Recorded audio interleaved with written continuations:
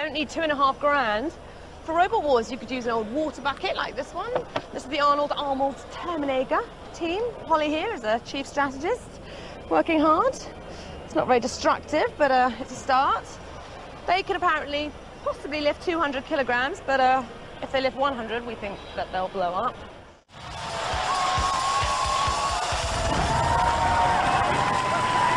From High Wycombe, Arnold Terminegger. Lightest in the heat at 73.6 kilos, the lifting mechanism provides the weaponry can self-right. The chassis comes from a cold water storage tank. Let's hope Arnold doesn't catch a cold. Now, we've seen the English family before in the last series with a walking robot, Miss Struts. It's the first time, though, they've entered a roller and not a walker. We're Team II. I'm Ian, the team captain. This is my daughter Holly, and this is my son William, and this is our robot Arnold Terminegger. Arnold has got a lifting device powered by a winch, which also acts as a self-righter. He's got two bits of metal here which stick out at the side when the lifter goes up, so that if he's on his side, he'll be lifted onto his front again. Arnold Terminegger is a water tank, and he's got a mirror surface so he can scare away the other robots.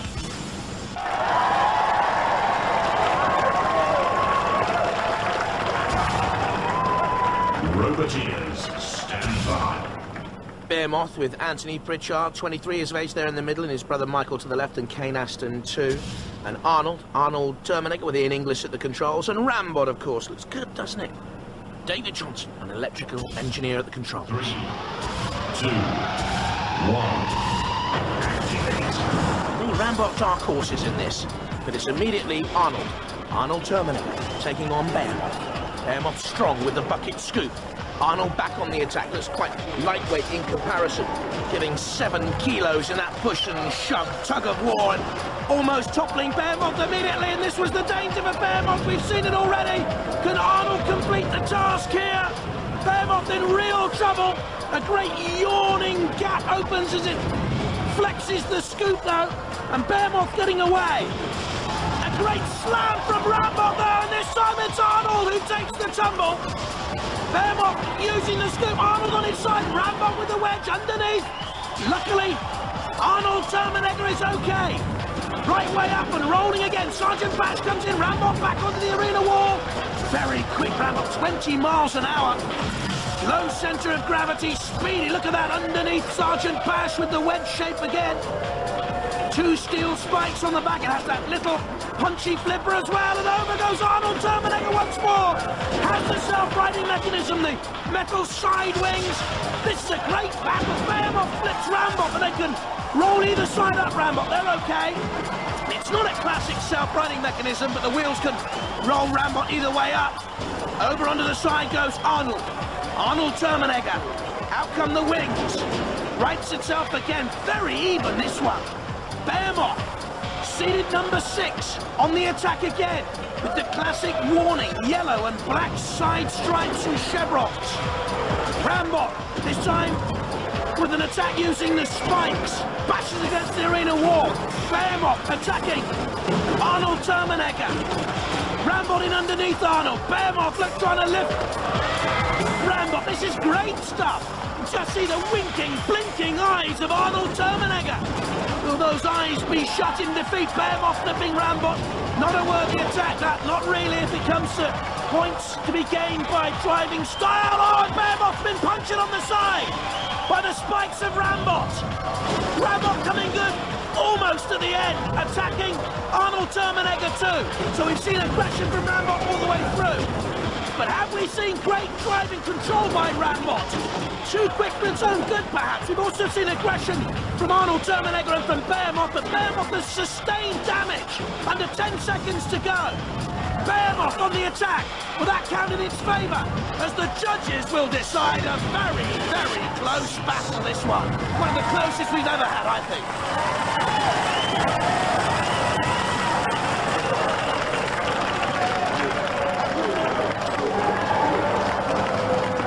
So our three judges have to decide on style, control, damage and aggression.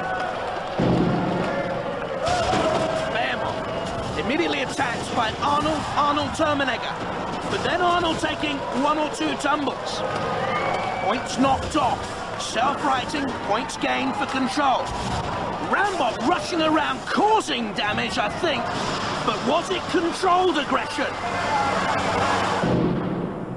The decision's in. Rambot has been eliminated.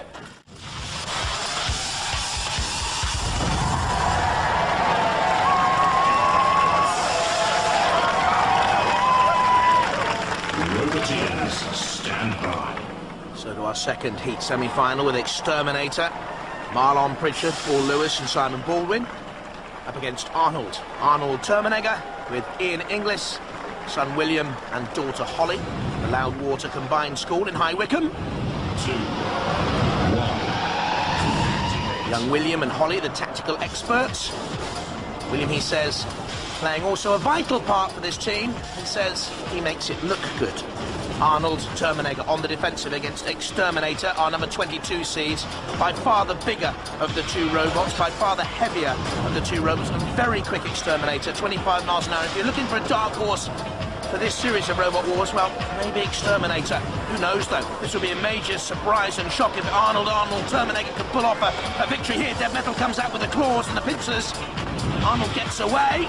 X-Terminator on the attack with a great axe. He can use an interchangeable flipper as well there. Don't forget it has the scoop bucket too. And all the aggression early on from X-Terminator against Ian, a project manager by trade.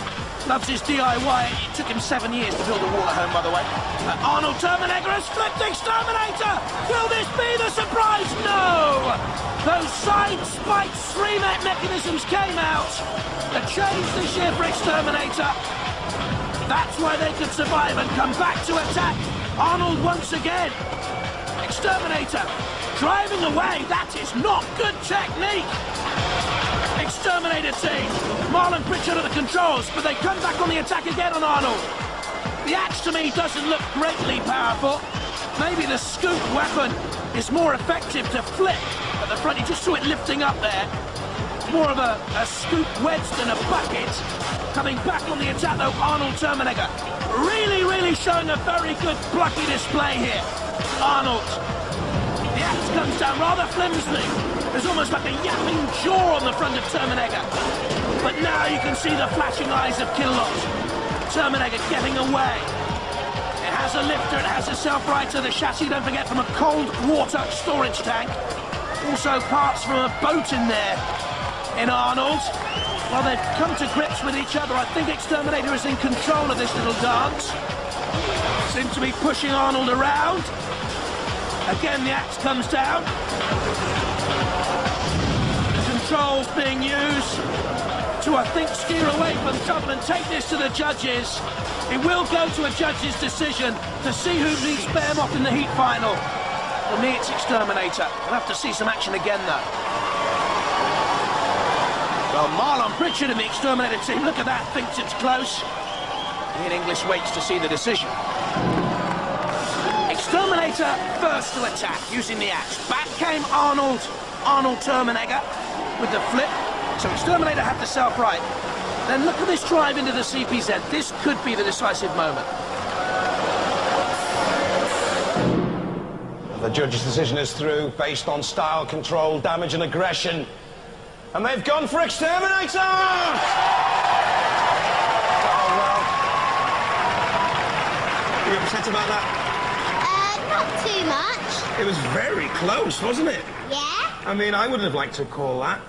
I mean, last year you had a walker. Yeah, we brought Miss Struts along. Yeah, Miss Struts.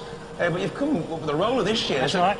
And it's a fine one. It was touch and go. We won that one. Yeah, it's a lot more fun with the rollers compared to the walkers, because they're so much quicker and much more manoeuvrable. How much can that lift? Oh, it's hard to tell. It safely it can lift around 100 kilos, but you can go far in excess of that. But I think it made the chassis collapse up to about 600 kilos. Right. Back again next year? Yes. A walker or a roller? We have plans for a walker called Master Struts, and we're still keen on the rollers as well. Brilliant. We'll love to see you. Ladies and gentlemen, Arnold! very protective over your robot out there. That's nice to hear. Because I saw it, and first of all I thought, well, it's not going to be up to much. And then it just carried on, got better and better, and just impressed me so much by the end. I felt actually quite maternal towards it. Now, what are you gutted? Not quite sure. Not sure. It's not fair, is it, really, though? Nah. I think you had the much better robot. They won. They were brute force and ignorance, really. They were less subtle than we were, and we lost out because we didn't have enough control over the robots. Well, I have to say, it's wonderful to have a robot like yours, where you really don't know what to expect. And it's just brilliant to watch, brilliant entertainment. I'm really pleased with it because it's been actually quite reliable. It took some big hits. I know. And it actually carried on working. I know, it's fairly mashed, isn't it? That would be fair to say, wouldn't it? The lifters got quite severely bent, and that's what stopped us from actually drifting them over a second time. They actually hit it so hard, and we couldn't actually get it low enough to get under them off there. It just kept bringing us to a halt. Right, well, don't give up on these ones. Back next wars with a walker, but we loved it.